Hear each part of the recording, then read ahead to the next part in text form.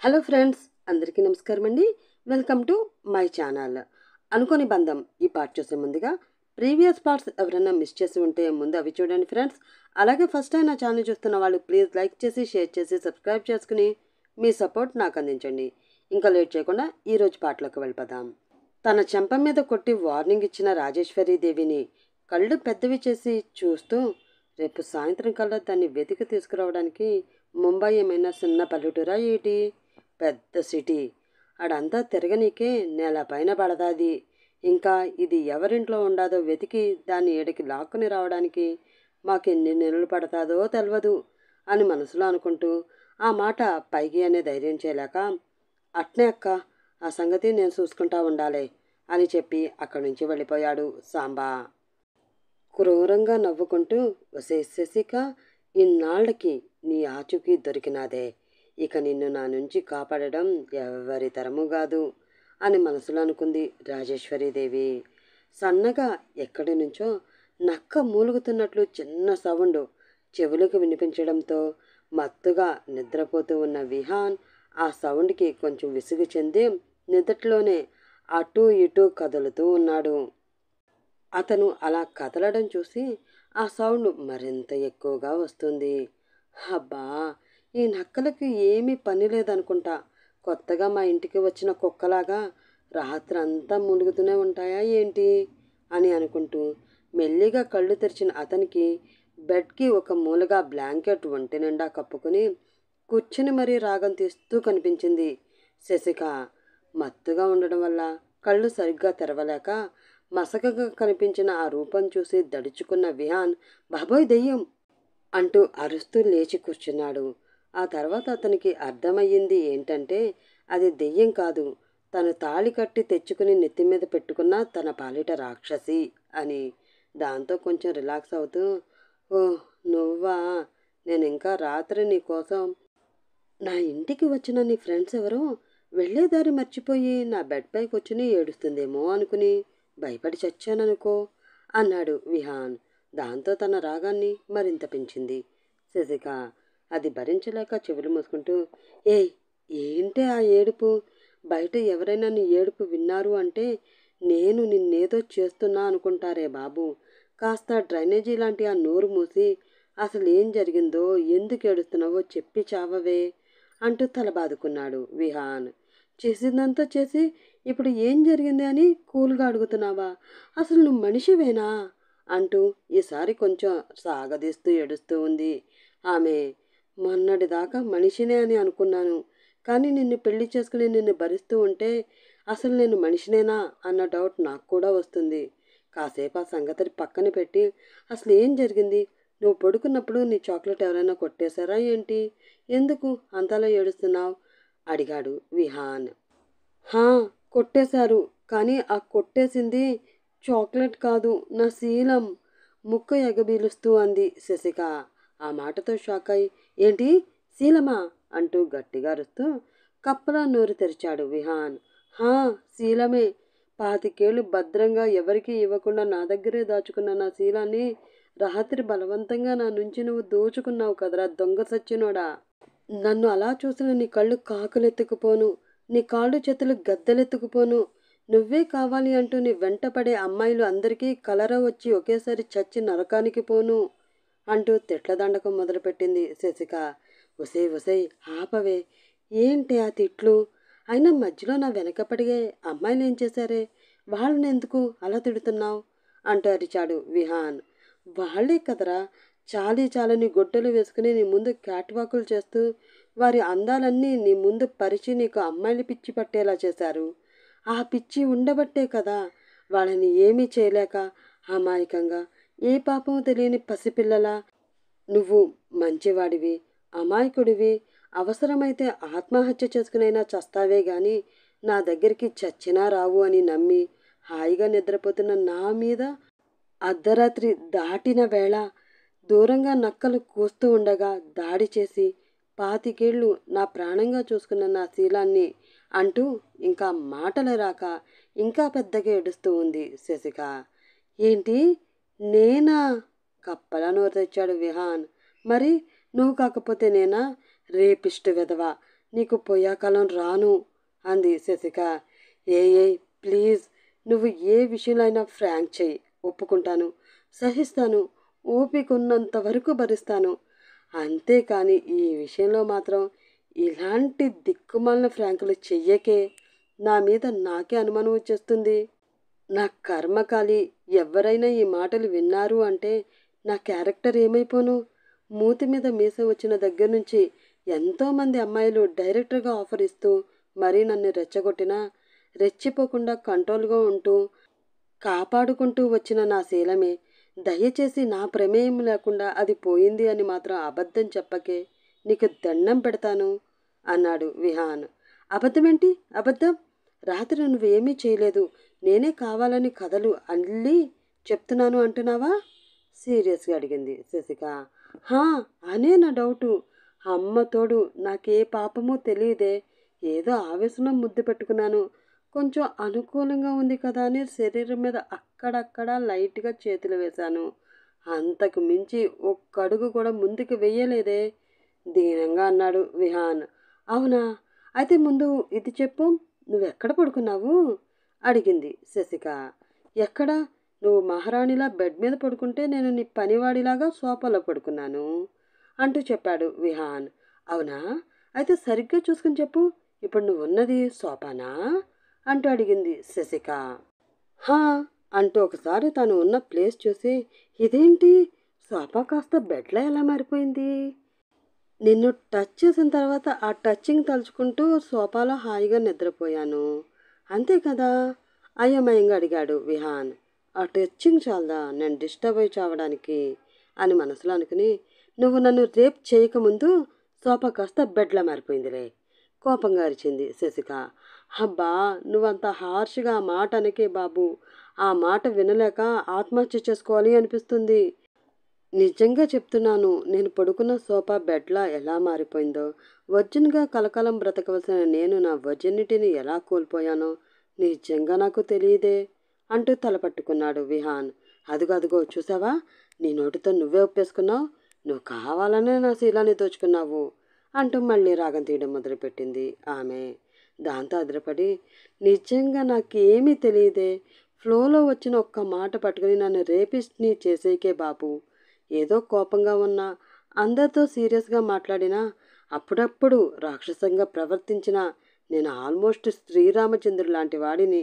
ఆయన భక్తుడిలాగా బ్రహ్మచర్యం పాటిస్తూ జీవితాంతం బ్రతికేద్దాము అనుకున్నాను, కానీ ఇలా అడ్డదారులు తొక్కే ఆలోచన నాకు లేదు, ఎప్పటికీ రాదు అన్నాడు విహాన్.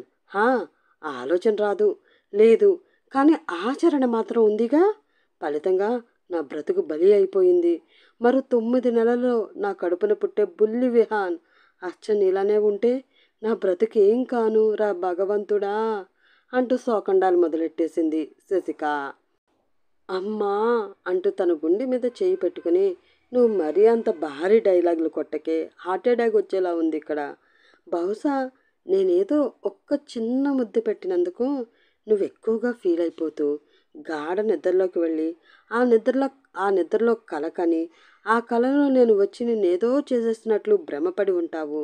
అంతకు మించి వేరే ఏది మన మధ్యన జరగలేదే, నాకంత సీన్ కూడా లేదు, నా మాట నమ్మవే అన్నాడు విహాన్. అవునా, అయితే ఆడాడో సోఫాలో పడుకున్నాను, నువ్వు బెడ్ మీదకి ఎలా వచ్చావు? రాత్రి ఎక్కడ ఎలాంటి చిన్న గీత కూడా లేని నా శరీరం మీద అన్ని పంటిఘాట్లు, అన్ని గోరుగీతలు ఎలా వచ్చాయి నిలదీస్తూ అడిగింది శశిక. అబ్బా, మళ్ళీ మొదటికొచ్చావా?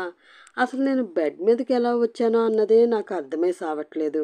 ఇంకా నీ శరీరం మీద ఉన్న పంటిఘాట్లు గోటుగీతలు గురించి నేనేం చెప్పనే, నా తలకాయి అన్నాడు విహాన్. అది చూసి చిన్నగా మనసులోనే నవ్వుకుంటూ ఎంజాయ్ చేస్తూ ఉంది శశిక. అప్పుడే ఆ రూమ్ డోర్పై ఎవరో దబా గట్టిగా కొడుతూ ఉన్నారు. ఆ సౌండ్ విన్న విహాన్కి కంగారు వచ్చేయడంతో ఏం చేయాలో అసలు ఏమీ అర్థం కావడం లేదు. అదిగో ఎవరో వచ్చినట్లున్నారు.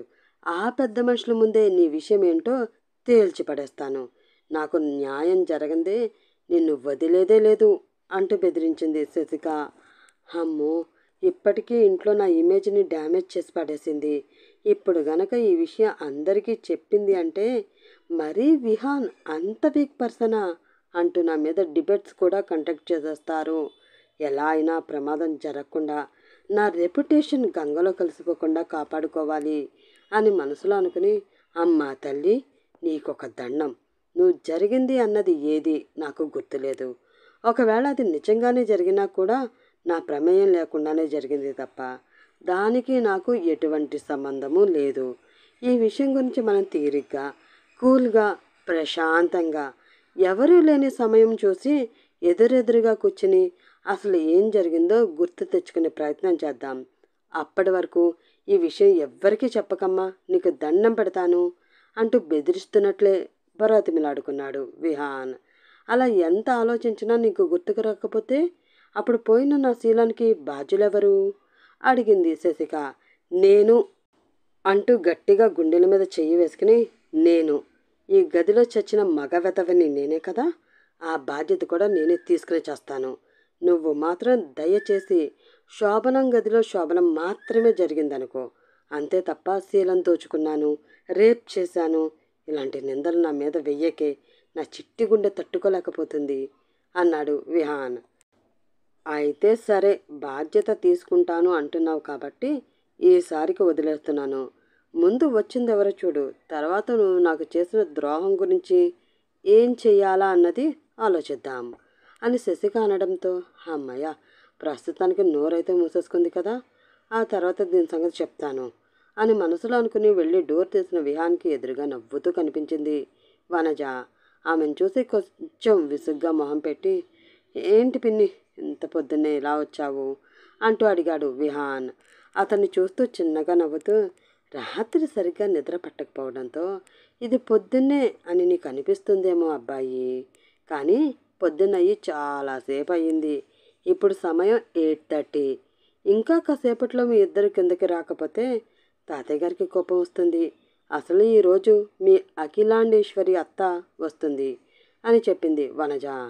ఓ అవునా, సరే, ఒక పావుగంటలో రెడీ అయ్యి ఇద్దరం కిందకి వచ్చేస్తాం, నువ్వెళ్ళు అన్నాడు విహాన్. అలాగే, కానీ వచ్చేటప్పుడు కొంచెం మొహం కడుక్కునిరా. ఇలా లిప్స్టిక్ మరకలతో ఉన్న నీ మొహం కింద ఎవరైనా చూస్తే ఎంత శోభనపు పెళ్లి కొడుకువైనా చూడడానికి అంత బాగుండదు కదా అంది వనజ. ఆ మాటతో లిప్స్టిక్ మరకలా అని అనుకుంటూ, నిజంగానే నేను దీన్ని ఏమైనా చేశానా ఏంటి అన్న అనుమానంలో పడిపోయాడు విహాన్. అతను ఆ ఆలోచనలో ఉండగానే అతను వెనక్కి చూసి, ఇద్దరూ రెడీ అయి రావడం ఎందుకు, ఆల్రెడీ శశిక రెడీ అయిపోయే ఉంది కదా, నేను తనని తీసుకుని వెళ్తాను, నువ్వు వెనక్కి రా అని వనజ అనడంతో ఏదో అనుమానం వచ్చి వెనక్కి తిరిగిన విహాన్కి చక్కగా చుడిదారు వేసుకుని అందంగా రెడీ అయిన ఆమె కనిపించింది. దాంతో 10 నిమిషాలు వెనక్కి వెళ్ళి ఏం జరిగిందో గుర్తు తెచ్చుకున్న అతనికి ఆమె నిండుగా బెడ్షీట్ కప్పుకోవడం కనిపించింది. కానీ ఆ బెడ్షీట్ లోపల ఫ్రెష్ అయ్యి చుడిదారు వేసుకున్న ఆమె కనిపించకపోవడంతో విషయం అర్థమైంది.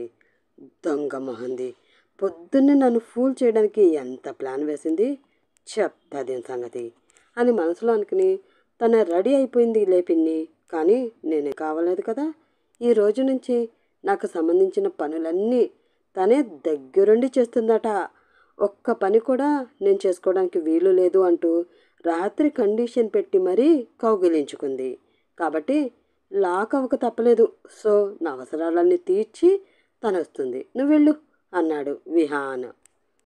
అమ్మో, ఇప్పుడు కానీ వీడికి నేను ఒంటరిగా దొరికానో నా పనంతే, ఎలా అయినా ఎస్కేప్ అయిపోవాలి అని మనసులో భయంగా అనుకుని, వద్దు పర్వాలేదు, రాత్రి ఏదో సరదాగా కండిషన్ పెట్టాను, ఇప్పుడు ఆ కండిషన్ ఫాలో అయ్యే ఓపిక నాకు లేదు, నేను అత్తయ్యతో వెళ్ళిపోతాను, మీరు రెడీ అయ్యి వెనకొచ్చేయండి కంగారుగా అంది శశిక. కండిషన్ అంటే కండిషనే పాప, కాదు లేదు అనడానికి వీలు లేదు, ఎక్కువ టైం పట్టదు, జస్ట్ 5 minutes అంటూ డోర్ క్లోజ్ చేశాడు విహాన్. అది చూసి అపార్థం చేసుకుని, ఇష్టం లేదు లేదు అంటూనే మా వాడిని బాగానే కొంగుని కట్టేసుకుంది ఈ పిల్ల, అసాధ్యురాలే అని మనసులో అనుకుని చిన్నగా సిగ్గుపడుతూ అక్కడి నుంచి వెళ్ళిపోయింది వనజ. తన వైపు కోపంగా చూస్తూ ఉన్న విహాన్ని చూసి భయం వేయడంతో, ఏదో సరదాగా చేశాను, సారీ అని తింగరగా నవ్వుతూ చెప్పింది శశిక. కానీ నేను సరదాగా తీసుకోలేదు కదా అని ఆమె వైపు కన్నింగా చూస్తూ ఒక్కొక్క అడుగు ఆమె వైపు వేస్తూ, ఏంటి అమాయకురాలిని చేసి ఆదమర్చి నిద్రపోతున్న నీ శీలం నేను దోచుకున్నానా? ఒంటి మీద గోటి గీతలు పంటిఘాట్లు ఉన్నాయా? ఏదమ్మా ఒకసారి చూపించు అంటూ ఆమె దగ్గరికి వెళుతూ ఉన్నాడు అతను.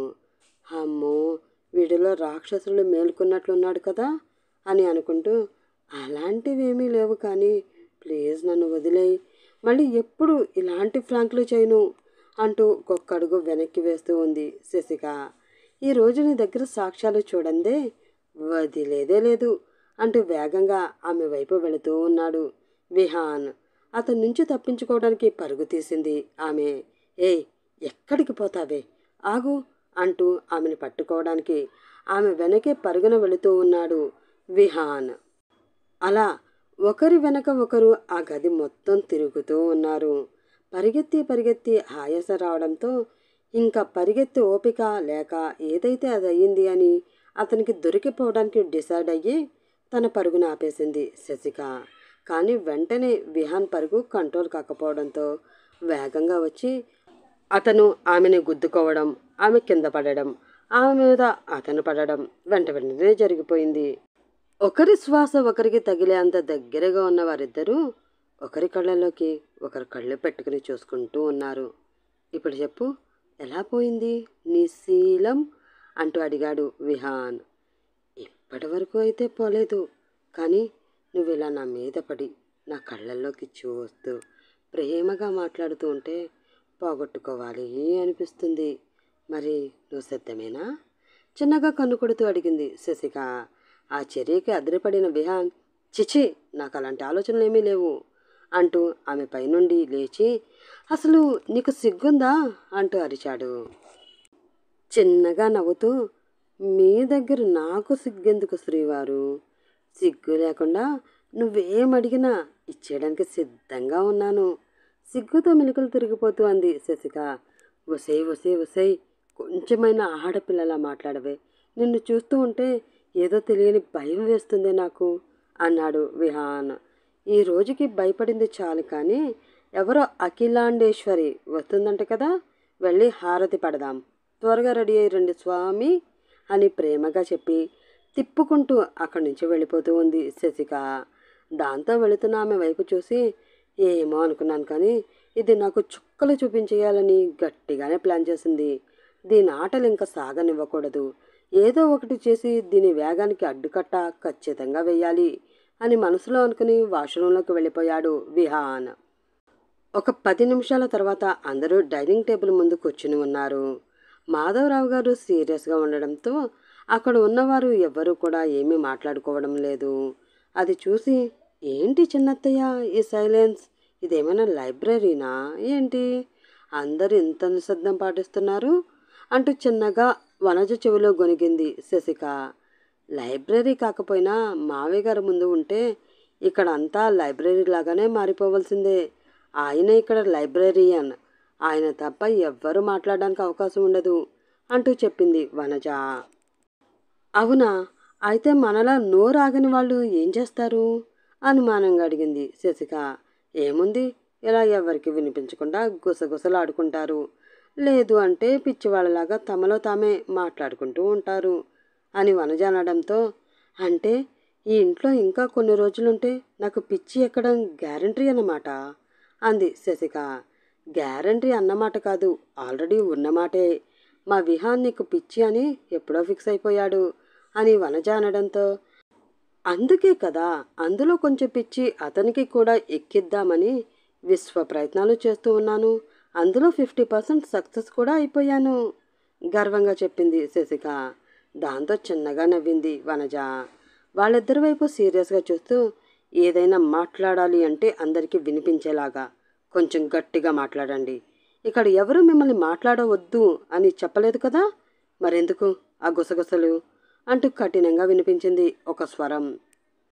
దానితో అలర్ట్ అయిన వాళ్ళిద్దరూ కూడా మాధవరావు వైపు భయంగా చూశారు. ఏం వనజ, ఏమైనా మాట్లాడాలా సీరియస్గా అడిగాడు మాధవరావు. అబ్బే అదేమీ లేదు మావయ్య గారు, తను మన ఇంటికి వచ్చిన కొత్త కోడలు కదా, తనకి మన ఇంట్లో పద్ధతులు, మన అలవాట్లు కొంచెం వివరంగా చెప్తున్నాను. అంతే తప్ప మీ ముందు మాట్లాడే సాహసం నేను చేయగలనా? తల వంచుకుని వినయంగా అంది వనజ. అవును, కొత్తగా వచ్చిన కోడలికి ఇంటి పద్ధతులు, సాంప్రదాయాలు అన్నీ చెప్పాలి. అలాగే ఈ ఇల్లు మొత్తం చూపిస్తూ ఈ ఇంటి చరిత్రని కూడా తనకి వివరించి చెప్పాలి. కానీ ఆ బాధ్యత నీది కాదు, తన సొంత అత్తగారైన కాత్యాయినిది. ఆమె తన బాధ్యతను మర్చిపోయినా నువ్వు గుర్తుంచుకున్నందుకు సంతోషం. టిఫిన్ చేయడం పూర్తి అయ్యాక ఆమెకి ఇల్లు మొత్తం చూపిస్తూ అన్ని వివరంగా చెప్పు. అలాగే సాయంత్రం చేయబోయే పూజ గురించి కూడా తనకి వివరించి చెప్పు అంటూ చెప్పాడు మాధవరావు. ఆ మాటతో చిన్నబుచ్చుకున్న కాచాయిని, క్షమించండి మావయ్య గారు, తను నిన్ననే కదా ఇక్కడికి వచ్చింది. కొంచెం వీలు చూసుకుని చెప్దామనుకున్నాను. ఈ విషయంలో మీకు కోపం వస్తుందని నేను అస్సలు అనుకోలేదు. ఇంకా ఎప్పుడు ఇలాంటి తప్పు నా వల్ల జరగదు. తనకి ఈ ఇంటి కోడలుగా ఎలా మసులుకోవాలో, ఈ ఇంటి చరిత్ర ఏంటో నేను వివరించి చెప్తాను అంటూ తల వంచుకుని చెప్పింది ఆమె. మంచిది. మరొక్కసారి ఏ విషయమూ నాతో చెప్పించుకునే ప్రయత్నం మీ ఇద్దరూ చేయొద్దు. అలాగే సాయంత్రం అఖిల వస్తుంది. తనకి ఇంట్లో మనమిచ్చే ప్రాముఖ్యత ఏమిటో ఆ పిల్లకి వివరంగా చెప్పండి. తన వల్ల అఖిల ఎటువంటి ఇబ్బందులు పడకూడదు. అర్థమైంది కదా అడిగాడు మాధవరావు. అయ్యింది మావయ్య గారు అని అంటూ జాలిగా శశిక వైపు చూస్తూ ఉన్న వనజని చూసి, వనజ, అఖిల వదిన రూమ్ని టిఫిన్ చేశాక నువ్వు కొంచెం క్లీన్ చేయి. ఆమెకి ఎక్కడైనా డస్ట్ ఉంటే అస్సలు నచ్చదు అంటూ చెప్పింది కాచాయిని. సరే అక్క, ఆ పని నేను చూసుకుంటాను అని ఆమె చెప్పడంతో విహాన్, మధుకర్, గిరిధర్ ఆఫీస్కి వెళ్ళిపోగా శశికని తీసుకుని ఆ ఇల్లు మొత్తం చూపించడానికి కాచాయిని, అఖిల రూమ్ని క్లీన్ చేయడానికి వనజ వెళ్ళిపోయారు. అత్తయ్య, మీది రాజుల ఫ్యామిలీనా? ఇంద్రభవనంలో ఉన్న ఆ ప్యాలెస్ని చూసి డౌట్ రావడంతో అనుమానంగా అడిగింది శశిక. చిన్నగా నవ్వి, ఇంచుమించు అలాంటిదే. కానీ ప్రస్తుతం రాజు పేద అన్న తేడా ఏముంది? అందరూ ఒకటే కదా. కాకపోతే ఆ కాలం మనిషి కాబట్టి మా మావయ్య గారు కొంచెం చాదస్తంగా ఆ పద్ధతులను పాటిస్తూ ఈ ఇంటిని రాజ్మహల్ లాగా కట్టించుకున్నారు అంటూ చెప్పింది కాచాయిని. మరి ఈ ఇంటి మహారాణి ఎవరు అడిగింది శశిక. అన్నపూర్ణదేవి గారు, మావయ్య గారి వాళ్ళ అమ్మగారు. ఆ కాలంలో రాజమాతలు అంటారు కదా, అలా అన్నమాట. మేము కోడలుగా వచ్చిన తర్వాత కూడా ఆమె మాటే శాసనం ఈ ఇంటిలో. ఆమె ఏం చెప్తే మావయ్య గారు అదే చేసేవారు. ఆ తర్వాత శశిరేఖాదేవి గారు, మా అత్తయ్య గారు, చాలా మంచి ఆవిడ. వాళ్ళ అత్తయ్య గారికి కూడా ఆవిడ మాట అంటే గౌరవం. ఎలాంటి విషయంలో అయినా కోపం తెచ్చుకోకుండా ప్రతి విషయాన్ని చాలా సులువుగా, ఓపికతో డీల్ చేసేవారు. ఇంట్లో జరిగే ఏ విషయమైనా, ఎటువంటి గొడవనైనా సరే మావయ్య గారి దగ్గరికి వెళ్ళనిచ్చేవారే కాదు అంది కాచాయిని. ఇప్పుడు మీలాగా అన్నమాట. ఆమె తర్వాత కూడా మీరే అనుకుంటా కదా. నిజం చెప్పండి, ఇప్పుడు మావయ్య గారు కూడా మీ మాట జవదాటారు కదా నవ్వుతూ అడిగింది శశిక. ఆ మాటకి చిన్నగా నవ్వి, మీ మావయ్య గారికి చాలా కోపం ఎక్కువమ్మా. అచ్చం విహాన్ లాగానే. నీలా అల్లరి చేయడం నాకు రాదు కదా. అందుకే మీ మావయ్య గారిని కంట్రోల్ చేయలేకపోయాను. అంతవరకు ఎందుకు?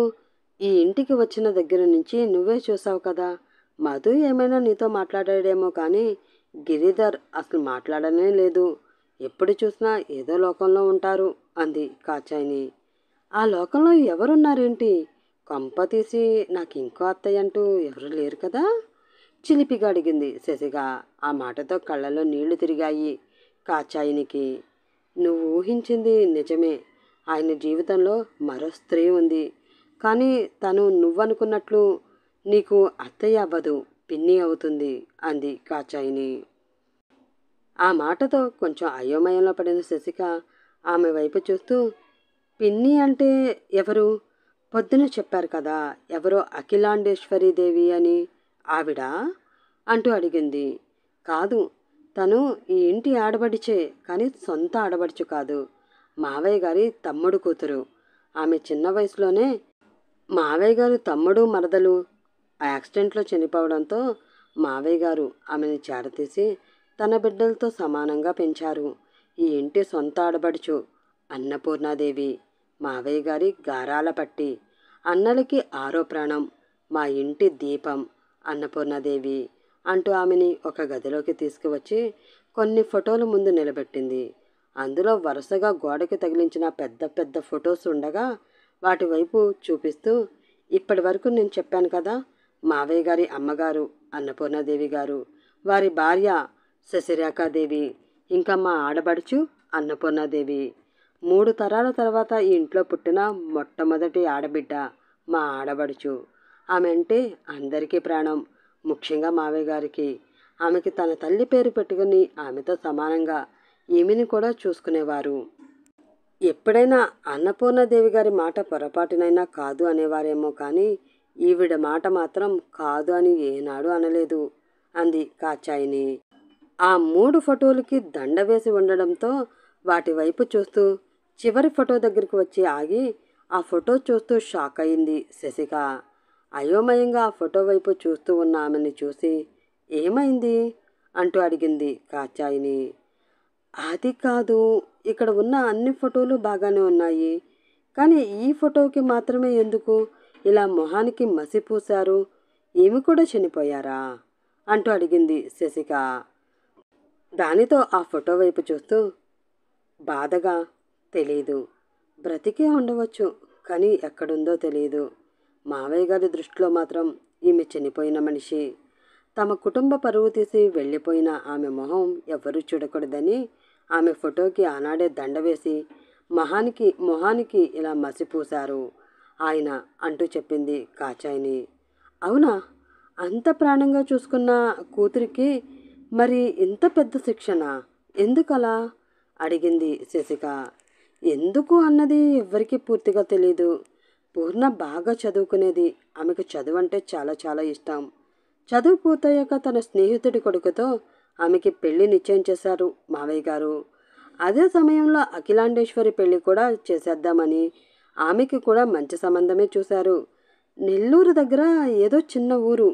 ఆ ఊరు ప్రెసిడెంట్ గారి అబ్బాయితో అఖిల పెళ్లి జరగాలని చనిపోయేటప్పుడు చిన్న మావయ్య గారి దగ్గర మాట తీసుకున్నారట. దానికి కారణం ఏంటి అన్నది ఎవరికీ తెలీదు. కానీ ఆయనకిచ్చిన మాట ప్రకారమే ఆ వ్యక్తితో అఖిల పెళ్లిని, మావయ్య గారి స్నేహితుడి కొడుకుతో పూర్ణ పెళ్లిని చేయాలని నిశ్చయించారు. ఒకేసారి ఆ 2 పెళ్లిల్ని ఏర్పాటు చేశారు. సరిగ్గా ముహూర్తానికి మరో అరగంట సమయం ఉంది అనగా ఆ నెల్లూరు అబ్బాయిని పూర్ణ పెళ్లి చేసుకుని కళ్యాణ మండపానికి తీసుకువచ్చింది. అది చూసి భరించలేని మావయ్య గారు ఆ క్షణమే ఆమెని ఇంటి నుండి బయటికి వెళ్ళగొట్టి, నా కూతురు చనిపోయింది అంటూ నీళ్లు వదిలేసి అదే ముహూర్తానికి తన స్నేహితుడి కొడుక్కి అఖిలనిచ్చి పెళ్లి చేశారు అంటూ చెప్పింది కాచాయిని. అంటే అన్నపూర్ణ గారు ఆ అబ్బాయిని ప్రేమించి ఉంటారు. అందుకే ఇష్టం లేని పెళ్లి చేసుకోలేక తను ఇష్టపడిన ఆ అబ్బాయి పెళ్లి చేసుకుని వచ్చారు. అంతే కదా? చాలా ఈజీగా అంది శశిక. చిన్నగా నవ్వి, అంతే అయితే బాగుండును. ప్రేమించిన వాడిని పెళ్లి చేసుకుని సుఖంగా ఉంది అని మీ మావయ్య గారు కూడా సరిపెట్టుకుని తన గురించి ఆలోచించడమైనా మానేసి కొంచెమైనా ప్రశాంతతగా ఉండేవారు. కానీ అప్పటి వరకు వాళ్ళిద్దరికీ కనీసం ముఖ పరిచయం కూడా లేదు. ఈ విషయంలో అఖిలనే ఏదో చేసింది. అందుకే పూర్ణ ఆఖరి నిమిషంలో ఇలా చేసింది అని మీ మావయ్య గారికి గట్టి నమ్మకం. ఆ రోజు ఏం జరిగింది? పూర్ణ ఎందుకు అలా చేసింది? అసలు ఇందులో అఖిల కుట్ర ఏంటి అన్నది ఎవ్వరికీ తెలియదు. చివరికి మాత్రం పూర్ణ అడుగు పెట్టవలసిన మెట్టినింట్లో అఖిల అడుగుపెట్టి అక్కడ ఇక్కడ కూడా చక్రం తిప్పుతుంది. ఈ ఇంటి ఆడబడుచు హోదాలో ఉండవలసిన పూర్ణని బయటికి గెంటించి ఆ హోదాని తను దక్కించుకుంది. ఇక నుంచి అన్నపూర్ణ స్థానంలో తను ఉంటుంది అని, ఆమె తన సొంత కూతురు అన్నట్లు అందరూ భావించాలని మావయ్య గారి నిర్ణయం. దాన్ని తప్పక మేము అందరం ఒప్పుకున్నాము. అంతే తప్ప మాకు ఎవ్వరికీ కూడా పూర్ణ స్థానంలో తనని చూడడం ఇష్టం లేదు. మీ మావయ్య గారికి అయితే అస్సలు ఇష్టం ఉండదు. అందుకే ఆమె ఈ ఇంటికి వచ్చినప్పుడు ఎప్పుడూ కూడా ఏదో ఒక టూర్ పేరు చెప్పి బయటికి వెళ్ళిపోతారే తప్ప ఈ ఇంట్లో ఉండరు అంటూ చెప్పింది కాచాయిని. దానితో ఆలోచనలో పడిన శశిక, ఈ అఖిల ఎవరో కొంచెం తేడా క్యాండిడేట్ అనిపిస్తుంది, ఏమితో కొంచెం జాగ్రత్తగా ఉండాలి అని మనసులో అనుకుంటూ ఉంది. అన్నట్లు ఇంకో విషయం చెప్పడం మర్చిపోయాను. ఈ అఖిలాండేశ్వరితో ప్రస్తుతం మాకు అయితే ఏ ప్రాబ్లం లేదు. కానీ తనతో ఇప్పుడు అతి పెద్ద ప్రాబ్లం ఫేస్ చేయవలసింది నువ్వే. ఎందుకంటే తన పెద్ద కూతుర్ని విహాన్కి చెయ్యాలి అని ఆ అఖిల చాలా ఆశపడింది. కానీ మీ మావయ్య గారు పడనివ్వలేదు. ఆయనకి సపోర్ట్ ఇస్తూ విహాన్ కూడా మేనరకం చేసుకోను అని ఆమె మొహం మీదే చెప్పేశాడు. అందుకే ఆమెకి విహాన్ అన్నా వాడిని పెళ్లి చేసుకున్న నువ్వన్నా కొంచెం వ్యతిరేక భావం ఉంది. నాకు తెలిసి మిమ్మల్ని ఇబ్బంది పెట్టాలని గ్యారంటీగా చూస్తుంది.